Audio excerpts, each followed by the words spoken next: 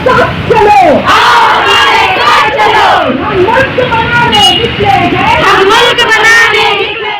बिल्किस बानो के इशू पर Bengaluru freedom park में विमेन इंडिया की जानिब से आज प्रोटेस्ट किया गया, जिसमें बिल्किस बानो के साथ हुई नाइंसाफ़ी के खिलाफ ये मुतालबा किया गया कि गुजरात हुकूमत की तरफ से लिए गए फैसले को वापस कर लेने और मुजरिमों को दी जाने वाली सज़ा पर दोबारा अमल किए जाने की मांग की गई।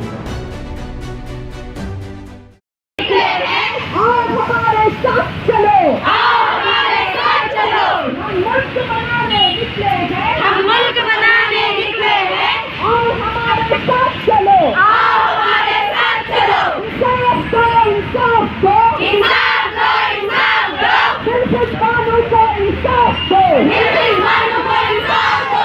अगर आपने चैनल को सब्सक्राइब नहीं किया है तो जरूर सब्सक्राइब करें, बेल आइकन भी प्रेस करें ताकि खबरें आप तक बर वक्त पहुंच सकें। मजीद अपडेट्स के लिए आप व्हाट्सएप ग्रुप भी ज्वाइन कर सकते हैं, लिंक डिस्क्रिप्शन में मौजूद है।